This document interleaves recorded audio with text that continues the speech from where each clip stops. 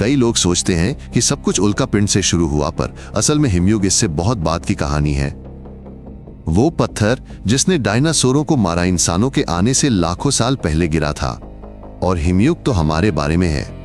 तब पृथ्वी लहरों में ठंडी होती थी, भी गर्म होकर कभी फिर से जम जाती थी। और फिर एक समय ऐसा चरम आया जब ठंड पहले से कहीं ज्यादा बढ़ गई।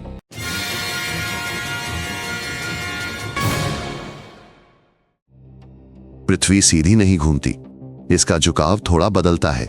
इस कारण सूरज कभी कभी उत्तर को कम गर्म करता है। तब बर्फ गर्मियों में पिघल नहीं पाती। हर साल ये बढ़ती जाती है। ऐसे बर्फ का जमाव शुरू होता है। बर्फ रोशनी को दर्शाती है, इससे और ठंड बढ़ती है। ये एक दुष्चक्र जैसा है, पर बर्फीला। इस तरह दशकों हजारों वर्षों में हमारी धरती धीरे धीरे एक रेफ्रिजरेटर बन गई।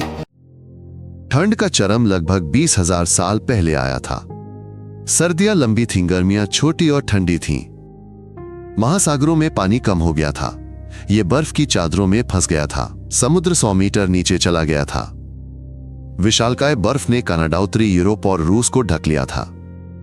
अल्प से हिमालय तक पहाड़ों में विशाल हिमनद खिसक रहे थे।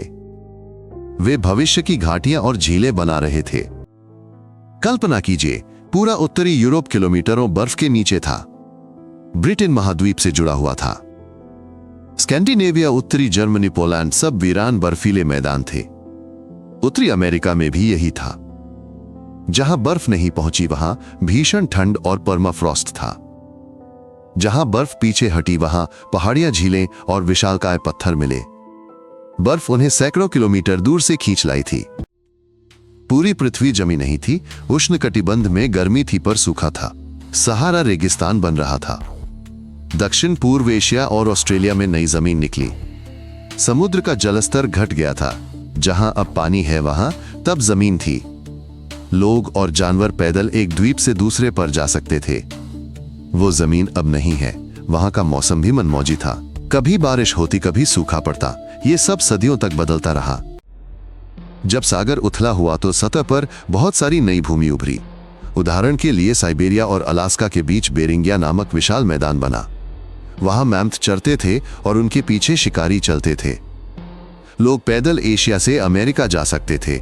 ऐसा ही यूरोप में भी हुआ। फ्रांस से इंग्लैंड पैदल जाया जा सकता था, क्योंकि तब वहां पानी नहीं था। यह सब बाद में फिर से समुद्र में समा गया। अमेरिका का बसाव सबसे आश्चर्यजनक कहानियों में से एक है। लोग वहां जमीन और तटों के रास्ते पहुंचे।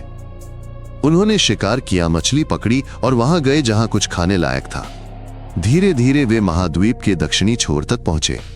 वे पहाड़ों और रेगिस्तानों में भी बस गए। ये नई दुनिया में पहला बड़ा प्रवास था। कोई जहाज या नक्शे नहीं थे। उनके पास केवल भाले और बड़ों से मिले ज्ञान थे।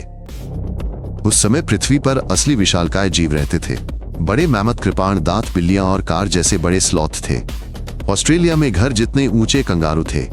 उन सभी की मोटी ऊन चर्बी का भंडार और ठंड में जीवित रहने की क्षमता थी। मनुष्य उनका शिकार करते थे, सब कुछ इस्तेमाल करते थे। मांस, खाल और हड्डियों का उपयोग होता था। यह जीवन के लिए एक वास्तविक संघर्ष था, जानवरों के बीच और मनुष्य तथा प्रकृति के बीच भी। ऊनी गैंडा सबसे प्रसिद्ध बर्फीले जानवरों में से एक था। कल्पना करें कि वो एक सामान्य गैंडा था, पर उसके शरीर पर लंबे बाल थे। उसका एक शक्तिशाली सींग भी था। वो उससे बर्फ हटाता था। वो यूरोप से साइबेरिया तक रहता था। जब जलवायु गर्म हुई तो उसे कठिनाई हुई।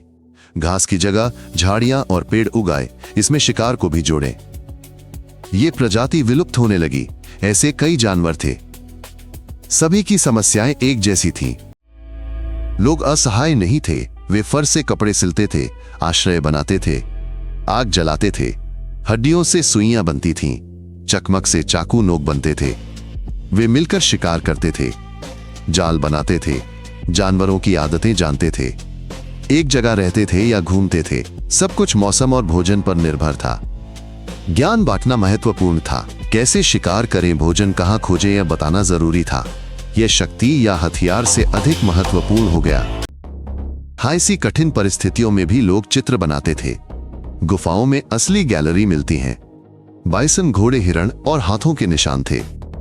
रंग मिट्टी और कोयले से बनाते थे। वे उंगलियों और ब्रश से बनाते थे। कभी कभी मुंह से रंग छिड़कते थे। ये चित्र केवल कला नहीं थे, ये स्मृति थी, एक अनुष्ठान था, ये महत्वपूर्ण बातें समझाने का तरीका था। ठंड और बर्फ के बीच भी लोग दुनिया को समझना और बताना चाहते थे। तट ने हमेशा जीवित रहने का अवसर दिया। शंख, मछली, पक्षी, ये सब सर्दियों में भी मिल जाते थे। लोग साधारण नाव बनाते थे, जाल बुनते थे और मछली सुखाते थे। समुद्री स्तर बढ़ने पर तटीय बस्तियां अक्सर डूब जाती थीं, इसलिए हम उन्हें अब देख नहीं पाते। जब महाद्वीप के अंदर बहुत ठंड या भूख होती थी, तब कई लोग इन्हीं तटों पर जीवित रहते थे। समुद्र भी एक भंडार है, बस नमकीन। जब ग्रह जम रहा था, हवा में चारों ओर धूल उड़ रही थी। जहां जंगल कम होते, धूल आसानी से ऊपर उठती है। कभी कभी ज्वालामुखी भी आग में घी डालते थे।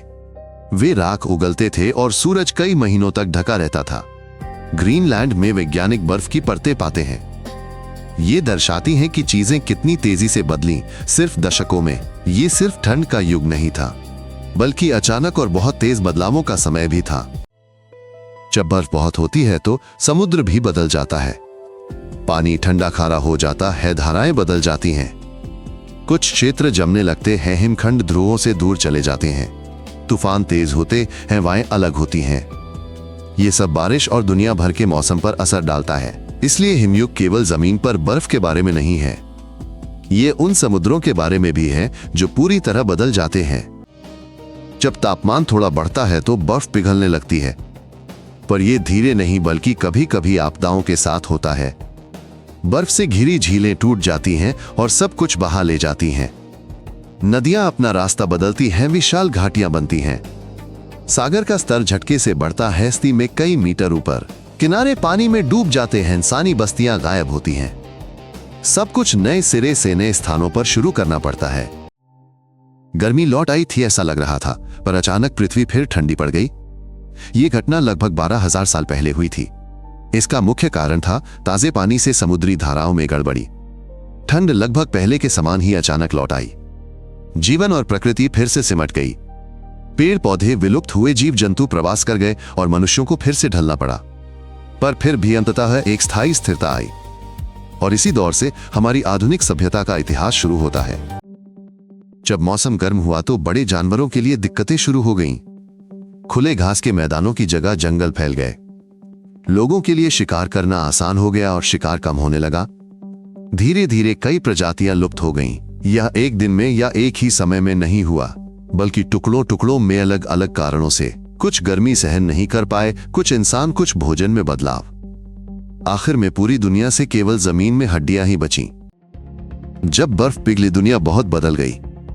समुद्र का जलस्तर बढ़ा और ब्रिटिश द्वीप यूरोप से अलग हो गए।